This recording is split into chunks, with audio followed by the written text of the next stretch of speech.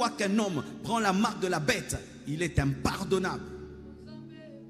Dieu ne pardonnera pas un homme qui a pris la marque de la bête. Tu prends la marque de la bête, Dieu te considère comme un démon et jamais tu ne seras pardonné. Qui iront en enfer? Ceux qui prennent la marque de la bête, ceux qui meurent rétrogrades, ceux qui se relâchent, ceux qui abandonnent la foi en chemin. Les gens s'amusent aujourd'hui. Faites très attention. Dieu appelle ces hommes des chiens qui vomissent et puis qui vont manger leur vomissure. Dieu appelle ces hommes des truies, des cochons qui se lavent et puis qui vont encore dans la boue. Lorsque tu retournes à ta vie passée, lorsque tu retournes dans le monde, tu es un cochon, tu es un chien. Tu as vomi le péché et puis tu vas encore manger le péché. Ce sont les chiens qui mangent leur vomissure. Ce sont les cochons qui rentrent encore dans la boue. Ne retournez jamais à vos anciens péchés. Ne retournez jamais à votre ancienne vie. Ne retournez jamais, même si vos amis d'enfance se moquent de vous, ne retournez jamais à vos anciens péchés. Sinon vous devenez des chiens, vous devenez des cochons. Et un chien ne va pas au ciel, un cochon ne va pas au ciel. C'est écrit dans la parole. 2 Pierre 2, verset 20. En effet, si après s'être retiré des souillures du monde, par la connaissance du Seigneur et Sauveur Jésus-Christ, ils s'y engagent de nouveau et sont vaincus, leur dernière condition est pire que la première, car mieux valait pour eux n'avoir pas connu la voie de la justice que de se détourner après l'avoir connu du saint commandement qui leur avait été donné. Écoutez, il leur est arrivé ce que dit un proverbe vrai: le chien est retourné à ce qu'il avait vomi, et la truie lavée s'est vautrée dans le bourbier. Un homme qui retourne à son ancienne vie est un cochon, c'est un chien. Et Apocalypse 22, 15 dit quoi? Dehors les chiens, dehors les chiens. Les chiens n'entreront pas dans le royaume de Dieu. Tu as servi Dieu dans ta jeunesse. Maintenant que tu travailles, tu as l'argent, tu as abandonné Dieu, tu es un chien. Quand tu étais pauvre, tu servais Dieu. Maintenant que tu es riche, tu as abandonné Dieu, tu es un chien. Tu étais au Congo, tu craignais Dieu. Tu vas en Europe, tu as abandonné Dieu, tu es un chien. Dans tes temps difficiles, tu aimais Dieu. Maintenant que Dieu t'a tout donné, tu es retourné à tes anciens péchés, tu es un chien.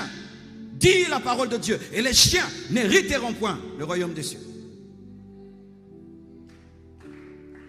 Toi qui es en train de récupérer tes anciens péchés en secret, Dieu te voit. Dieu te voit.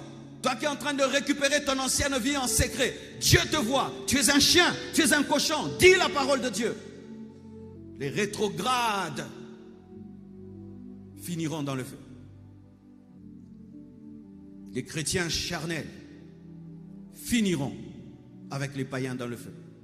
Les chrétiens charnels et les païens finiront dans le feu. J'aimerais un peu parler de cela. J'entends maintenant aujourd'hui des doctrines qui enseignent que les chrétiens charnels vont aller au ciel. Il y a une doctrine qu'on enseigne maintenant, des facilités. Il suffit que tu croies en Jésus, c'est fini, tu vas au ciel. Ah bon? Donc si je suis venu ici devant, Seigneur Jésus, je te donne ma vie. Et puis après ça, je marche comme je veux.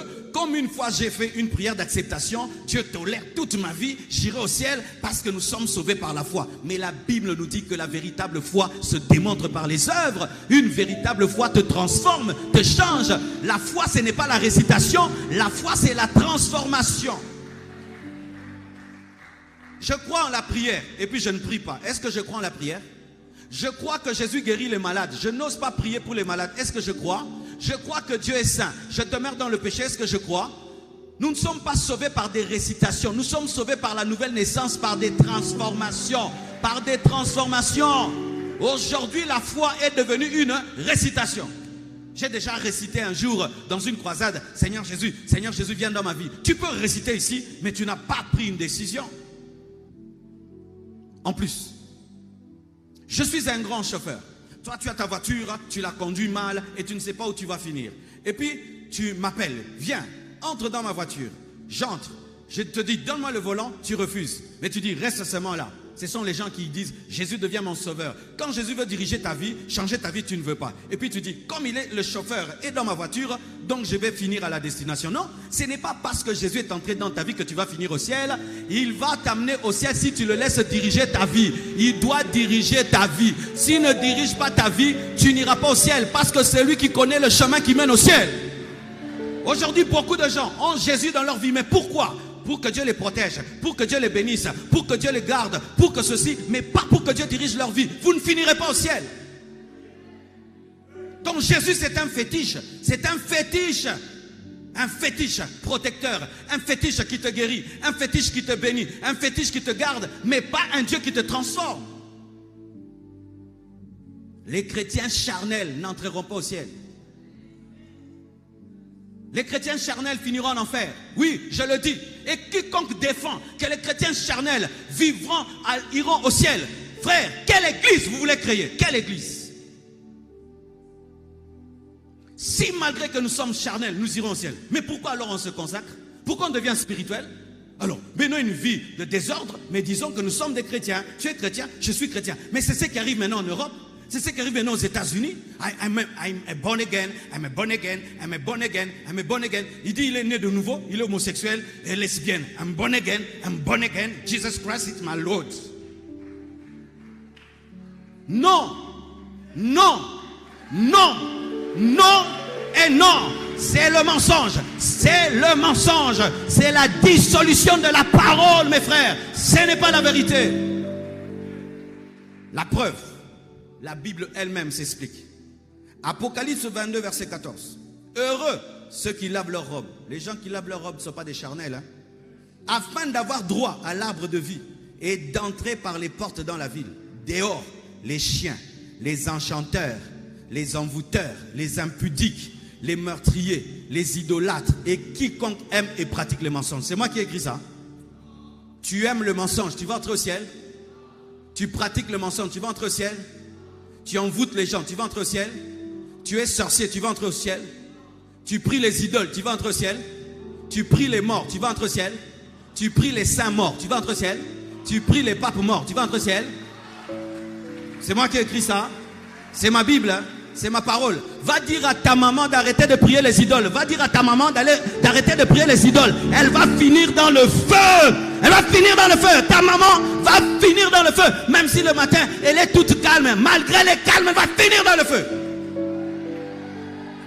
Le calme n'amène pas au ciel. Donne-moi la main que je parle à moi.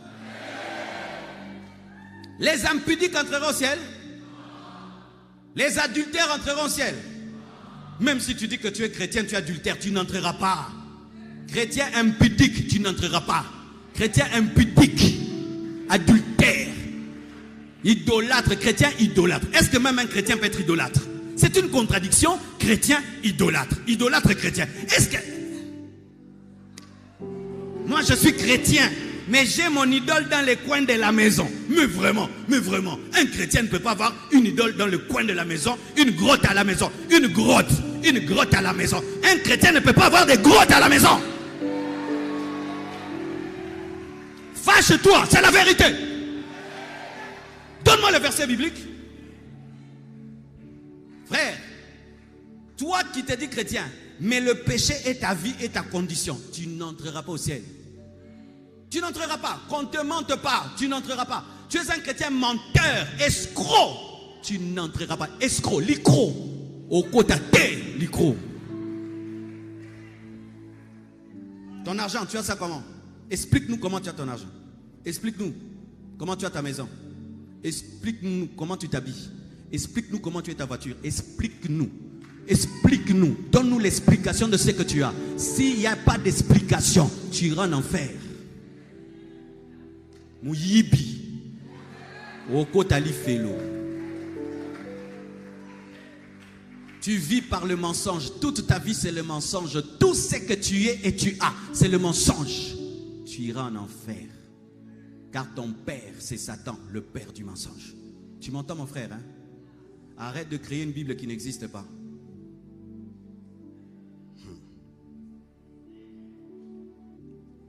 Lisons Parce qu'on va dire, ah non, là c'est l'Apocalypse c'est toujours dur. Ok, allons